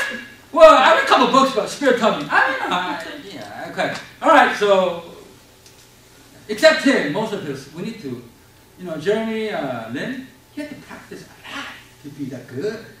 And he prayed quite a bit, Christian man, but he had to practice a lot to be that good. Except he turned the ball too much. Okay, so what is neo-Pentecostalism? At least in Mexican context, that movement eschews rather thoroughly that which is of man, the supernatural in favor of the supernatural. So even taking lesson is of man. It is rather ironic how Calvinistic anthropology and the pneumatology of the neo-Pentecostalism end up in the same path, rejecting what man can do because it is humanistic. Thoroughly against any usefulness of man insofar as it relegates to understanding God and then carrying out His Word. I don't speak for all Calvinists, I don't speak for all the Pentecostals, but there are circles in the movement that think like that. Okay, so what is the alternative? Okay, let's examine different ways in which some notable scholars in the past tried to work out this faith and reason dilemma. One guy is called the faith and reason. I don't recommend this. But apologetic, if you love too much apologetic, you will do this. Faith in reason. Basically saying that unless I have extra biblical evidence, I won't believe the Bible. As long as there's evidence from outside the Bible, I believe the Bible. Bible does not have validity in and of itself. It can only be believed if there's extra biblical evidence to prove it. That's a that's a slippery slope. One key person in church history who seriously grappled with this issue, Thomas Aquinas, the greatest Catholic theologian, they still consider to be a doctor of the church, the doctor, and he grappled with this issue. His approach to resolve this dilemma can be called faith in reason. Faith in reason. Okay, historical context. To appreciate the philosophical position of this medieval theologian, the historical context from which his thinking emerged needs to be understood. The historical context. They rediscovered Aristotle little before his time. Slumbering out of the Dark Ages in the 11th century and the 12th century, Europe rediscovered the writing of Aristotle mainly through Muslim scholars in Spain. See, they had these writings in Arabic, and they developed scholarship of Aristotle's philosophy, whereas Europe lost him. No books in Aristotle. It's an amazing thing, I never knew this. Like they lost Aristotle. They lost his teaching, they lost his books. They rediscovered through the Spanish Arabs, they were there conquering. So they developed, like Abajo was one of the key guys who supplied ample commentaries of his work. So they rediscovered Mr. Aristotle. What result? The result? The faith of many intellectual Europeans was shaken when faith was seized for the first time. I heard about this guy. This is what he really believed. Oh no! And they were shaken. How shaken? One historian put it like this. Historian Robert Cobb wrote, "The shock of these new ideas is difficult to exaggerate and can be compared with the impact of Darwin's theories in the 19th century." That's how impactful it was. I mean, I can only feel it because, Darwin's theory, really decimated faces many intellectuals in the 19th century still today, and it was like that in the 11th and 12th century. We discovered in Aristotle. So what did they discover from the work of Mr. Aristotle? Now, it's not necessarily what he actually wrote, but how he was commentated by Averroes of Spain. His commentary actually provided the gist of how they ought to think about what he actually taught. Okay, in short, he presented a complete explanation of reality without any reference to a personal God. Now, I don't know whether Aristotle really did that, but primary mover. But I think you can go from that to an impersonal God, and that's how Averroes presented Aristotle to the people. That, but it's very impersonal God. Many were particularly troubled by the commentaries of Averroes on Aristotle, saying that the universe had always existed and was therefore not created. I don't know whether that's what Aristotle really taught. He was unmoved mover, but that's how he came out. Always existed the universe. And people took his word to mean what Aristotle actually taught. He also denied the immortality of human soul. And you go, well, isn't it immortal? Well, it is immortal. No, it is immortal. It's eternal. Once created, it's going to live forever, either heaven or hell. He also denied the immortality of the human soul, which the Bible asserts as being eternal once created at conception. Moreover, history was an endless cycle of existence, striving to be like the unmoved mover, but never reaching its goal. That's also not Christian, because Christianity, history has destiny. It is coming to a climax, but this is just counter-recycling. Okay? So many different angles, it was actually contrary to what people taught in the church. It was shocking them. You saw people leave the church. What do? Well, Mr. Aquinas, he wanted to tell the intellectual people, don't leave the church. Aristotle, he is, now, faith and reason, would he say he's wrong or he's right? Which one would he say? If you were trying to get them back, and you have faith and reason, would you say Aristotle was wrong or right? I would say he's right. And he said he was right. And then Bible agrees with it. Okay, that's what he did. Okay, stay right now. So how did Aquinas try to restore the faith of those shaken up by the teaching of the one whom he called the philosopher?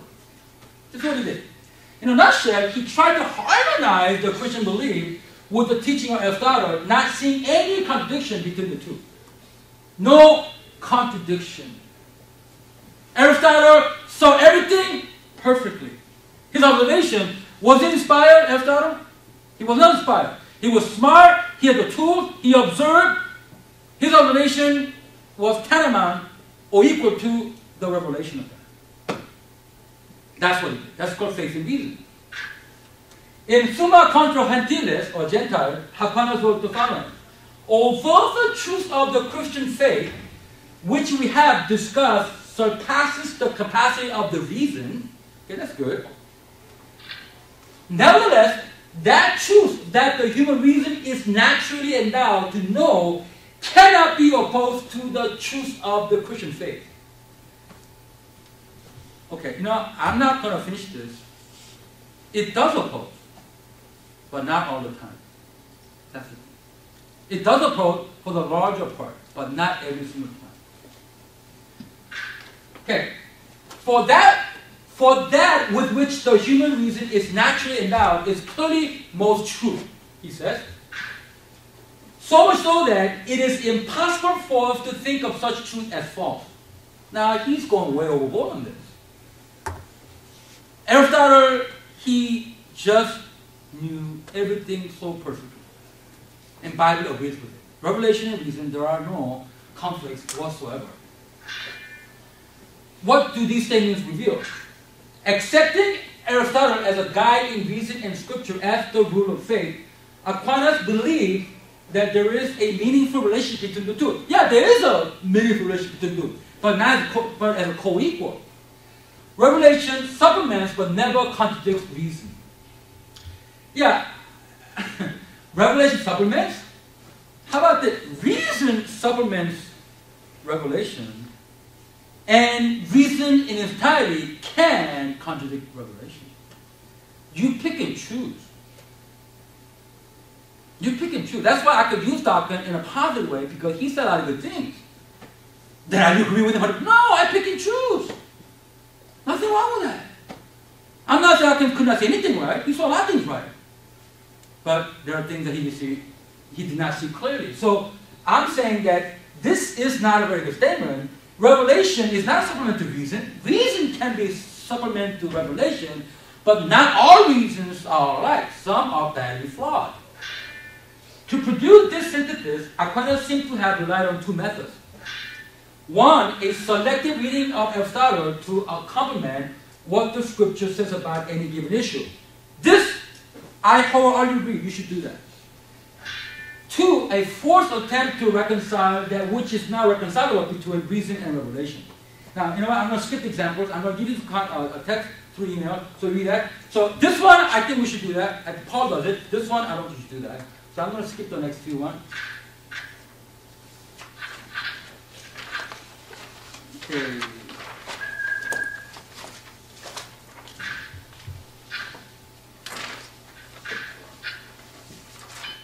Okay, evaluation. Number 4. What page is that? Somebody find it for me? Okay. The rest, you can read it in the text I'm going to send you. Evaluation. As will be seen later, a selected tiling of secular literature, human reasoning, was practiced even by several biblical writers. Paul did it too. However, a forced reconciliation of biblical truths in disagreement with a particular relation made by human reason can ultimately result in dismissing the divine revelation itself in pursuit of truth and knowledge. If you think that they are the same, eventually human reason will eliminate revelation, because human reason will not accept ultimately what revelation presents as the objective reality. Example. This is readily evidenced in the 18th century European Enlightenment, in which while a deistic God was still believed, this guy represents a deistic God. He created the world, he left. After creating the world to run on his own physical law, God is no longer involved with his affairs, he is no longer here. That's the deistic God of the Enlightenment humanism. The supernatural aspect of the scripture was thoroughly rejected, since it was not reasonable to the human mind. H is here and R is here somewhere. So they accepted the deistic God, but they rejected any story in the Bible that purported to be supernatural. A good example is what we have as our, what the third president of the United States did, Thomas Jefferson. Some of you guys know this. A good example is the so-called Thomas Jefferson Bible, which is the work of our third president of the United States, who was also, a very important Enlightenment thinker in America at the time. He was in France, where he got exposed to this idea, Borgia. So he read the Bible, but then he couldn't tolerate the Bible. So what he did was, as you know, as a theist, he certainly did not believe in the divinity of Jesus Christ. And while he was president, wrote a version of the full gospel from which he removed all reference to fantastic events, miracles, retaining only the ethical content of Jesus' teaching. A very thin Bible, I would imagine, just a few pages. Why would he do that? Precisely because miracles were not reasonable to his enlightened mind. So, yeah, we coexist, but human beings eventually get rid of revelations because you're not reasonable enough. Look at miracles, all right? Okay, before moving on, it would be helpful to see some current examples of having more faith in reason than in God's revelation. Too often, our faith, the question of why I believe, what I believe as a Christian, appeals too much to science, both physical and social. Churches love social science. I'm sure I've done my share of that. But physical science also. And in doing so, enthrones this discipline, science, as the final arbiter of the veracity of biblical narrative. So if science back it up, Bible is true. Why should we let science take that arbitrary role of deciding whether the Bible is speaking true or not? We should use science in a very judicious manner. We should use it, but we should always be careful not co-opted by science, as Bible is not big enough to handle defend itself. For instance, some of us make too much of the latest archaeological digs in favor of the historicity of biblical narrative, as if the entire Christian faith hangs in the balance. Digs and faith.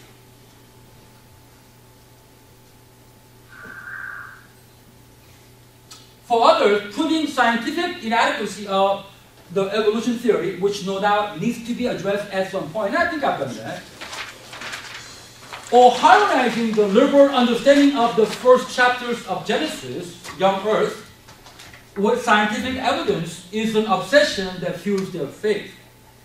So, we need to do this, but I believe the Bible because I'm against evolution.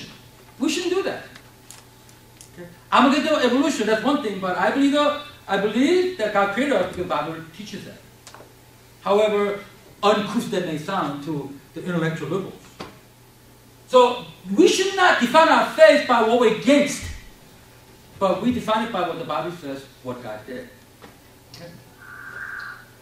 But to the young earth crowd and theistic evolutionists, I would ask, they believe that earth is anywhere from 6,000 to 10,000 years old.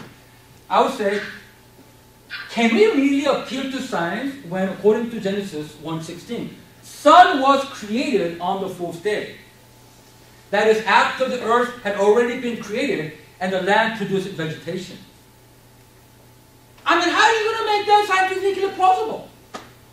Where is the photosynthesis without the sun? You cannot bring science into this. I believe this. And I don't need science to prove it. It can't.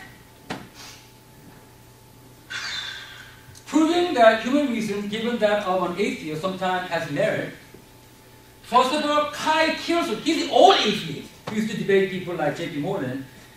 In debating the Christian philosopher J.P. Morgan, who frequently appeals to religion or science, in his presentation, warned against the pitfalls of such approach with the following words. This is something I want you to get. Okay? He is not, he does not according to science, and we should do that. We should be judicious about it. But then he's an atheist, debating him, said, you trust too much of science, sir. Don't you know that science has some limitations? And I'm going to tell you what he said and give you some examples. Pitfalls of too much dependence on science more than talks about what science is showing now. What sort of evidence have you got for the probabilities of various things, appealing to scientific authorities? You appeal to science, as if science is a final arbiter. But there is something very dangerous for a theologian or a Christian philosopher, or for that matter, for an atheist to use that strategy. Science said, science is the final arbiter. Yeah, it's kind of dangerous, even for us, atheists. Why? Take, to illustrate, the Big Bang Theory. I don't know much about this, but I gather that it's the reigning theory in cosmology right now. Years ago, the kinetic state theory was the alternative operating theory. I have the definition at the footnote, you can read that. Before it was, basically movement is creating energy. I don't know which of the beliefs is more plausible, apart from the implication they appear to have for religion. Okay, right now it's Big Bang, but before it was kinetic theory, it kind of fad. It goes and goes, comes and goes. But now you think that this is it, so you guys use this to give a validation to your worldview. But if you rest your case on scientific evidence like this, highly speculative scientific theorizing, you make your religious claim very much hostage to changing scientific fortunes and even fashions. Makes sense. Science change. So if your belief about the Bible is tied on this particular scientific truth now, when that changes, what happened to your validation system when it doesn't come from the scripture itself? Science has its place. He's pointing out something really valid.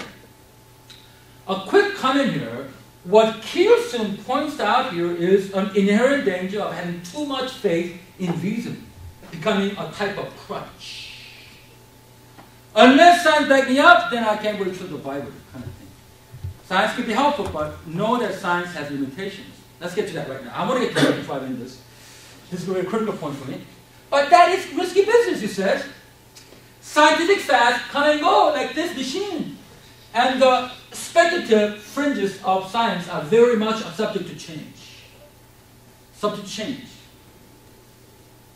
It is always fallible. It always alters. It grows, but it falters. Science? I thought it was bedrock of truth. Okay, a few comments are needed here. Okay, we can really see this tendency in two ways. One at the theoretical level and at the practical level. The uncertainty of science, the arbitrariness of science, the faddishness of science.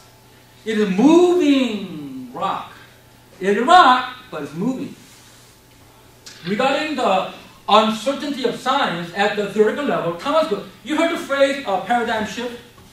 Yeah? The complete structural change came from him, a philosopher of science who introduced the term paradigm shift, and he said, he used this term to refer to this, has told us that scientific theories undergo wholesale revision with each generation, therefore do not converge on the truth. Undergo wholesale revision, Pastor Young is on today. Undergo wholesale revision with each generation, therefore do not converge on the truth. Really? I thought it was really solid, unmovable rock. Now, I'm going to give you two examples. Okay? The first example, speed of light. Is anything faster than the speed of light? No, right? Okay. The first example is what we were taught all our life, that nothing, according to him, is faster than the speed of light. Nothing. But a team of European scientists has importantly clocked a flock of subatomic particles called neutrino, who now know has a mass moving a shade over the speed of light. For instance, in terms of covering the distance between the moon and Earth, this is the distance, while light can cover it in 1.2830 seconds, neutrino does it in 1.2829 seconds. Now, they're pretty certain about this. It has been verified, but I'm sure the textbooks are going to change this anytime soon. All I'm saying is that if this moves, then what can we really trust about science? I mean, it is true at the moment. Who knows tomorrow? And this would imply that particles that move faster than light are essentially moving backward in time, which could make the phrase cause and effect obsolete. Think of it now. Look at this guy. He's moving backward. Think of it as being shot before the trigger is pulled. Explain University of Rochester astrophysicist Adam Frank, hey, I haven't shot you yet. Why are you playing dead? Yeah, moving backward. He's already dead before being shot. That's my illustration. What does it mean? That splinter of a second isn't much, but that's enough to overturn a century of firmly established physics and rewrite the textbook. I'm just letting you know that it's out there. Another one. We are all from single line of what? Ancestry, descendancy. Well, second example. The long-held evolutionary paradigm that posits that humans evolved in a single clean line of descent. Okay, there are many, you see this figure? From Australopithecus, the ape from south, and then Homo habilis, Homo erectus, Homo sapiens. Very nice, clean, The cranial size increases with each, creature. That's what we are taught, right? Am I right? I mean, I got this from encyclopedia. Right? Yeah. From monkey to humans today. Okay. But in testing a layer of sediment where Java fossils were found, scientists discovered that Homo erectus, like this guy, the ancestor of Homo sapien, may have lived as recently as 27,000 years ago, when they were also living at the same time. Wait a minute, they're supposed to have died out so that they could inherit the existence of men, but they were living at the same time. So this is what they have said. It is possible that all three evolutionary groups, including Neanderthal man, which is extinct according to them, were alive at the same time. So at the time, right now, okay, so what's the big deal? Okay, this is the conclusion. What does this mean? Philip Whitmore, a paleontologist at State University of New York at the time, he said this. It is no longer chronologically plausible to argue that Homo sapiens evolved from Homo erectus. Because they were at the same time. They coexisted. Sapiens were smaller, they beat up by erectus, but sapiens did not come from erectus. You know what? This is a major snowball. And then Susan Anton, UC Berkeley, look, this flies in the face of everything I was taught to. This is a big deal. What I'm saying is that a reigning theory that dominated still today, but we now have clear evidence that it may not be what they consider to be the truth. So now the multi-regional theory, there are many theories that are coming out. That's science. This is social science, the other one is physical science. Another one that I want to explain is the new physics here. Discovery could rewrite the law of physics. And this is about bits of matter don't mirror the behavior of other antimatter counterpart. If the finding is borne out, it will be a big deal because it would be, this is November 18th, mean that reigning theory of particle physics, so-called standard model, is incomplete. Now, if you have studied this, you kind of know what I'm talking about. I get it, but not to the detail. But I just recognize the standard model is not complete. The reigning theory would be actually replaced because the new findings have now proven that, or is indicating, suggesting that maybe antimatter did not completely get rid of the matters. This is something that came out only a few months ago. So I'm just giving an example of the world of physics. Okay. Does this mean there's no telling which of our current theories will be proved wrong tomorrow? So how much confidence can we have in them? This is current reigning scientific theory.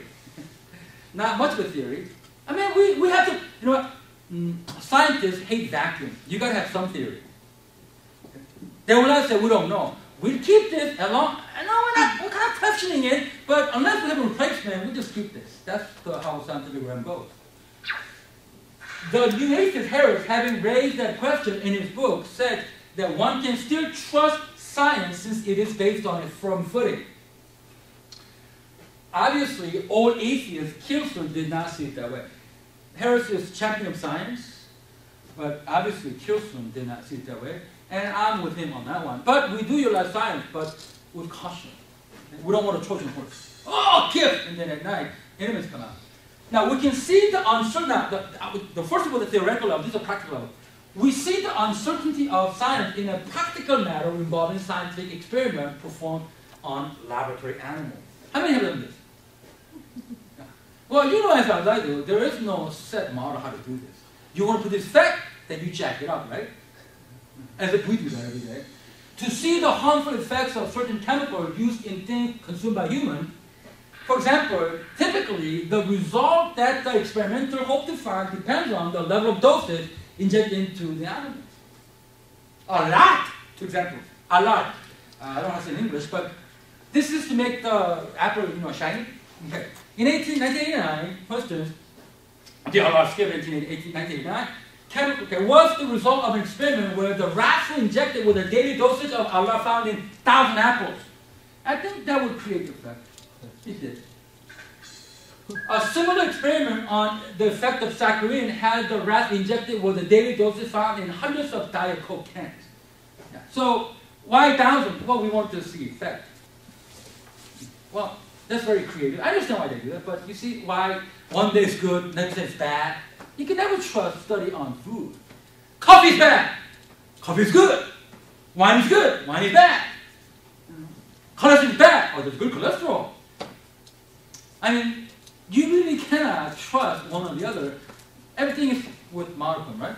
Moderation. But anyway, so to show you an example of even this kind of study has its limitation. Perhaps this sort of thing is all the more reason, Kirsten then said, so it seems to me very, very risky indeed to center an argument for the existence of God on something that relies heavily on these speculative matters. The same, of course, would be true for arguments for atheism that rely on speculative cosmological theories. Like who? Like Mr. Duffy. Now, this one came out in the 80s, but that's kind of prophetic. Okay, I think, let's skip all this. Okay, on this topic, number 9, on this topic, none does it better than the Oxford philosopher Richard Swinburne. Get to know him, he's very good. Now, he tells us what science can do and cannot do. He argues that science can explain two things. Oh, yes. Occurrence of one state of affairs, S1, in terms of previous state of affairs, 2. What does that mean? I'll give you an example. It can explain the change in affairs from one state to another. And then, some laws of nature which make states like S2 bring about states like S1. Science can actually really do a good job explaining that. So now, what does that mean? Let me give you an example. It's about two affairs and how the change occur from the previous affair to the present one. Okay. For instance, scientists explain the occurrence of the moon. Now, moon is S1. In terms of Earth, which they say preceded S2. So, this is the moon. And then I explain the creation of the moon in terms of the Earth. Okay. This is state of affair S1. Previous state of affair S2. Okay? So science will explain how the moon came about in relation to its previous state. Now, do you know how the theory goes? What happened to Earth? How did moon come to be? How was moon created? At the Big Bang? No, not at the Big Bang. Another Big Bang, but not that Big Bang. Okay, using a computer simulation, it has been posited that some 4.5 billion years ago, a Mars-sized object roaring at 25,000 miles per hour struck the young Earth. So science explained this. Okay? How did moon come about? Well, this is what happened. Bam! The glancing blower hurled molten and vaporized debris into space, where it cooled, began circling Earth, and eventually coalesced to form the moon. They're explaining it. As a result, Earth's current rotational rate, our 24-hour day, was purportedly established. Without the moon, it was 5-hour day. That's what they said. Science explained how we got the moon. Okay? Okay, now, not many people realize that without the moon in its precise orbital position, evolution wouldn't have transpired, since this explosion, according to evolution scientists, reduced Earth's rotational wobble and set the state of ocean tide and ultimately life. Without ocean tide, there's no movement in the water, there's no movement to get the organism into the sea, to the land. So how do you know this? But ocean tide is critical to evolution theory. Okay? Without moon, there is no ocean tide, gravitational pull. So plot thicken. Wow, a lot of things have to happen. Just the right time, right place to have evolution. And I got moons in here. Wow, moon, exactly the right spot. 1 out of 3, 1 out of 10, 1 out of zillion. In view of this fortuitous event in favor of evolution, 3 questions are raised. What were the odds of randomly creating a moon that is perfectly positioned to produce life on Earth? Try infinite. Could any other orbital position of the moon out of infinite possibilities have produced the same result? Try no. Why did this infinitely improbable event that had only one shot of succeeding occur? And in evolution, it could happen every day. It can happen today, maybe tomorrow. But that one-shot deal, because it happened only once. That one-shot deal, it had to happen just the right time, right moment, and right order position. Was it good luck? You see, science does not want to go there. It's good luck. You see, you cannot explain it. It happened, we can explain it, but why did it happen? Without a designer, we don't know. Can science really explain why? This is the limitation of science. They cannot explain it. Okay. This is why Swinburne said that science cannot explain why there are states of affairs at all. Why did this happen for life? Why was this arranged, fine-tuned for life? Why? There are billions of possibilities that would produce no life. That there is a universe and that there are laws of nature or phenomena so general and pervasive that we tend to ignore them, take for granted. Why is there a fine-tuned universe for intelligent life? Why are there laws at all? Why is there a universe? We take for granted. But there might so easily not have been a universe at all, ever. One undeniable fact is that the universe might so easily have been a chaotic mess. Now, it's not in your manual, but this is what Stephen Hawking said in his book, Brief History of Time, page 138.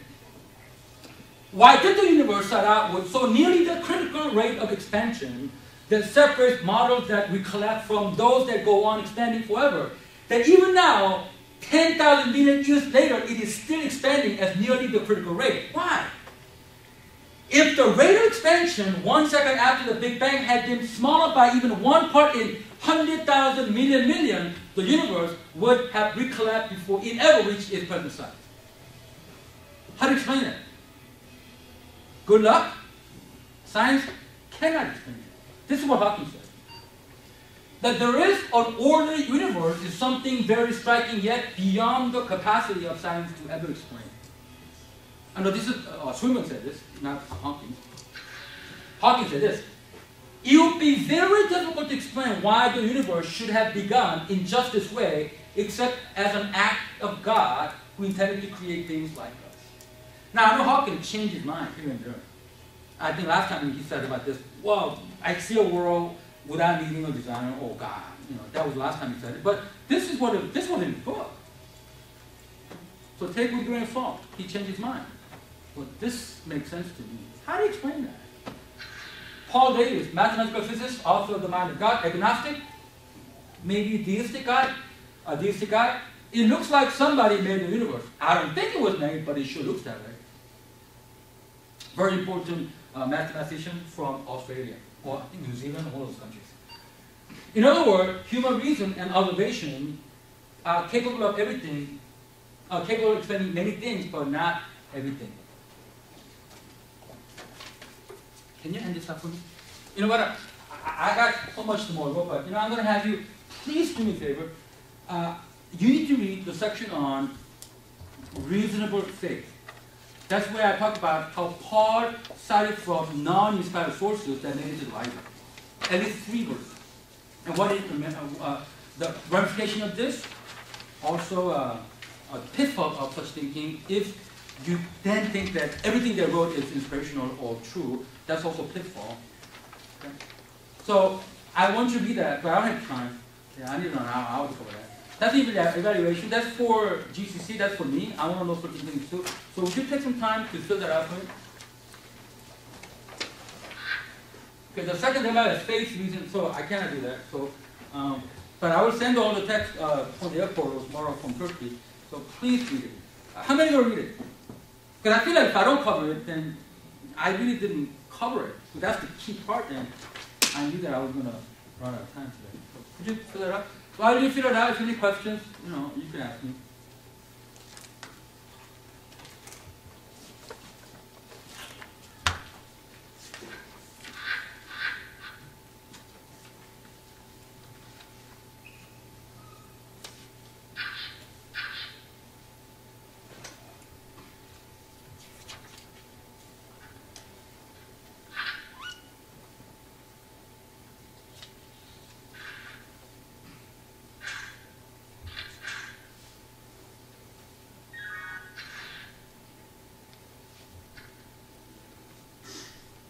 Okay, real quick, for example, Titus 1:12, his observation that the Christians are always liars, evil, brutal, lazy, glutton. This came from a guy named Epimenides, okay, Christian prophet, and it was based on the Bible, part of the Bible. And then Acts 17:28, this part, for in him we live and move and have our being, also derives from Epimenides in his book Cratia. And then Aratus, he was 3rd century Syria poet, and that line comes from him. So when they capture truth, agree with the Bible, then you incorporate it. Probably to appeal to those people who knew these people. And if you need a quick illustration to this, broken clock. Can broken clock tell the truth? I mean, tell the right time. Yes, it does, twice a day. Right? So we're a broken clock. So while we don't tell the truth without Holy Spirit, but we could tell the truth twice a day. Not much, but it's still something.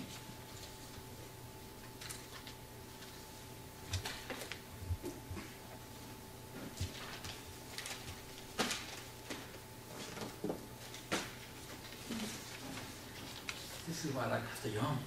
Some of them are long.